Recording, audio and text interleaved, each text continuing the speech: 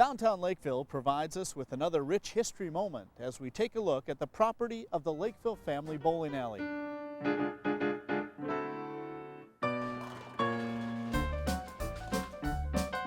In 1877, the Blocker blacksmith shop was built to meet the needs of a growing community. With automobiles becoming increasingly popular in 1915, the blacksmith shop was torn down to make way for the Moes Garage. This full-service automobile repair center is the centerpiece of this historical site. Lakeville Family Bowl owner Donald Speicher shares the history of this special location. My name is Donald Speicher. I own the Lakeville Family Bowl. We have owned the bowl we're going to start our 20th year, August 1st. We were very interested in horseshoe pitching, and we were trying to set up a facility to pitch horseshoes year-round. And I also was on a league, bowling league here at Lakeville, and we kept asking the owner about how we could set up leagues for horseshoes that would be similar to bowling and what kind of fees we could charge and how many beers we could expect to sell. And we talked to her every night after league for probably a year and a half. And one night she said, "Why don't you forget about horseshoes and buy the bowling alley?" So we made an offer, and she looked at the offer, and actually she did get a better offer from someone else. So a year later she came back and said, "Well, the other deal fell through. Would you like to look at it again?" So we made a little larger offer, and she accepted it. And we got into the bowling business. Of course, we all bowled, my brothers and my friends, but we really preferred to play horseshoes, and that's why on the vacant lot outside the building we have 6 horseshoe courts. So we have horseshoes during the summer. When the main street of Lakeville became a state highway during the Depression, and they had all the WPA works going on, they started building the state highway system, and when they put it through Main Street, they needed more space. So they cut 30 feet off the front of the building and put on the brick that's there now, and then they added 100 feet to the back of the building, and they added the portion that's to the north. It was, at that time, it may have been Moes Garage. My mother talked about Moes Garage, and in fact he used to live in the house just to the back of us here. He ran a repair shop, and at some point it became a car dealership. I'm not sure when, but I know the addition was put on in 1932 because when we were doing work in the attic, I found Mr. Moes' signature in the date 1932. So he had been working in the attic adding this portion of the building. It was used as a car dealership, and I'm not sure if it was Nash or if it was Dodge. I've been told both. And I'm not sure what year they quit selling vehicles out of here, but it did then revert to a repair shop. And in this portion where the lanes are, it was used as a storage facility for trucks, for dump trucks, milk trucks, when you had bulk, not bulk tanks, but when you had cans. A guy would have a truck that he had insulated so he could carry the milk to the creamery. And they parked those vehicles in here. You can actually see in the attic some of the exhaust stains on the rafters from when they used to run the vehicles, and there used to be ventilators that came in that they could open up to let the exhaust go out, and some of it seeped into the attic, and so there are stains. You can smell the diesel fuel in the attic yet. The building was owned by Archie Gerhardt, and I don't remember his first name, but Moes. And at some point they decided they would put in bowling lanes, and it was 1958 when Archie Gerhardt put the lanes in and rearranged everything to make it work as a bowling alley. When I was a boy, the bowling alley usually closed during the summer months. Most of the bowlers were farmers, and during the summer they didn't have time to go bowling, and the season for bowling is late fall to early spring. Most of the farmers milked cows at that time, so they would milk the cows early, come and bowl late, or the other ones would come in and bowl and then go home and milk the cows. So when I was a boy, it was open generally into May, and I used to ride my bicycle into town to visit one of my friends, and we would come down to the bowling alley and bowl a couple of games because that was something that I didn't normally get to do on the farm. And at that time, it was you could get 3 games for $1.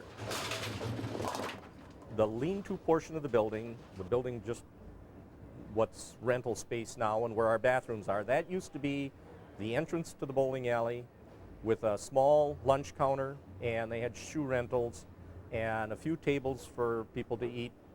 And then it had a diagonal hallway that came into this end of the building, and there was a solid wall across to separate it from what was a repair shop. So you'd come in or get your shoes, and then you'd walk through this angled hallway into here. And I remember there was a row of theater seats against the wall, and there were above ground ball returns. You could watch the ball come back above the alley. And I do remember this was the early 60s. You could always notice that against the theater seats there was always a spot of oil where the Brill cream ended up on the wall behind the theater seats. In '64, the operator decided to remove the repair shop, and at that time the repair shop was Moes Garage, which is now located out along the freeway. They pushed Merrick out, or got him to move out, and they opened up the wall and they made it all bowling alley in this building. They had ball returns that would bring the ball back at 70 miles an hour, and it was supposed to allow the bowler to bowl faster. And he looked at the different systems they had, and he decided that it would be better to have a slower system so the bowlers take more time to bowl, because if they take an extra half an hour to bowl, they'll buy an extra beer. So we have slow ball returns so that the people stay and have another beer. At one time during the mid-'60s, after Dan Oster had put in the underground system, he left the business, and the next person to operate it put a dance floor over the top of the lanes so she could have team dances during the summer. And they did that only for, I think, one summer. I don't know whatever happened to the dance floor, but at the end of the year when they went to take the dance floor out, the way they had put it in had done damage to the lanes because it had rested on the lanes, and they never put another dance floor over the top again. Well, the first thing when we bought it, the bathrooms used to be in this part of the building, and my brother is a plumber. So when we bought the building, he said, you know, we could really clean these up and we could actually move the bathrooms into the lean-to, the extra space. There used to be just a storage room that was full of junk. So the first year we turned that junk room into 2 brand new bathrooms and eliminated the bathrooms from this portion of the building. That was the first major thing that we did, which opened up the space. Then we had to, shortly after that, install brand new air conditioners, because the old air conditioners used to hang above the approaches, and if they overfilled the drip pans, it'd drip down on the approach, and then you had people sticking and falling. And so we had to replace the air conditioners right away. Then we didn't do a lot of remodeling for a couple of years. We had to kind of try and make ends meet and keep money rolling. We did remodel the kitchen. That always needs some work. A couple of years ago, we did a little work and we put in new countertops on our bar and on our bowling counter. And after we were in business for a while, we did add the pull tabs through the KCs. And they've been selling pull tabs here for 12 years, I think, now. I did put in synthetic pin decks a couple of years ago. The lanes are just about at the end of their life. They're wooden lanes. I'm going to probably have to replace them, and when I do, it'll be with synthetic lanes. You can't afford to put in wood lanes anymore because the wood is too expensive and it's very time-consuming and labor-intense. So when we do switch them out, we won't be quite the same house anymore because the wood is different than synthetics for bowling. One of the biggest comments we get from our customers, actually there's 2 comments. Usually we get told that we have the nicest bathrooms of any bowling alley they've ever been in, because bowling alleys are notorious for having horrible bathrooms. And we try to keep ours very clean and very neat and keep them painted and cleaned up. And the other thing they say is this is exactly the kind of bowling alley that I grew up in, because it used to be every town had a 6 or 8 lane bowling alley. Well, today all the lanes that are being built are 24 to 48, and you go into them and it's kind of like the difference between going to a shop downtown Lakeville and going to the mega mall. You walk in and all you see is lanes and you don't know anybody, and here we're all family, especially our league bowlers. We see them every week. They get to know us, we get to know them, and they feel at home and it's comfortable and homey. And that's the comment we get is, this is the place I like, the place I grew up in, and it feels like home. Of course, we have the short order grill. We don't have fast food and we don't have diet food. We have good greasy fat food, the kind you really enjoy. And we have a full bar and beer, of course. We do have the video games. We had tried to figure out what we could do with that wall. Originally, it had big letters that said Lakeville Bowl. And it had a material on there that every time you painted it, you could see it bleed through a little bit. When it dried, you could no longer see it. Of course, that's when it was called the Lakeville Bowl, but it's now the Lakeville Family Bowl. So we decided we should do something to not have that old sign show through at any time. So we put a thin layer of sheetrock on it, and then we had this big white space, and my wife said, we should put a mural on that wall. And we tried for 2 years to find someone to paint a mural, and were very unsuccessful. Then one day she was going to a seminar on doing ceramics, and the lady who was doing the teaching used an airbrush. And after the class, my wife said, could you airbrush on a wall? And she said, oh, you mean like a mural? And my wife says, yeah. So we asked her to come out and take a look at the wall, and she looked at it and said, well, I've never done one this big, but I'm willing to try. What do you think you want on it? And we said, well, we want a Northwoods scene, and if you ever saw the movie Grumpier Old Men, we want something like that. And she did a sketch, and she showed it to my wife, and my wife called me when I was at work and said, she showed me the sketch. I think it's exactly what you want. Should I tell her to go ahead? And I said, well, I don't have to look at it. If you like it, tell her to go ahead. So she came out, we put up scaffolding, and she started on the south side, and she painted, and she's an artist. She would come out at noon and paint until 4 in the morning. And then she'd be gone for 2 or 3 days, and then she'd come back, and we'd move the scaffolding for her, and she'd paint maybe 6 hours.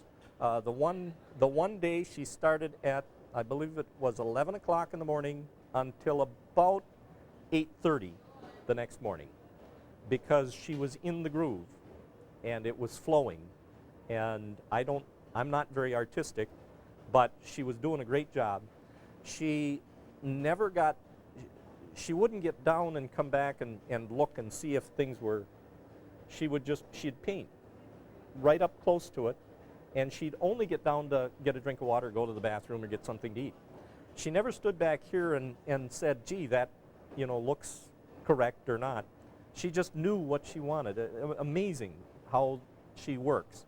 There are 8 critters down there, so we do play a little game with new people when they say, oh, look at the mural, we have them count the critters. We have the bear, the raccoon in the tree, the deer over in the woods, the fish, and then the four loons. And we never count the grumpy old men. Actually, we can't say grumpy old men because that's copyrighted. She called it the grouchy old men. Just a few years ago, let's see, I think it's 3 years ago, we put in the automatic scoring.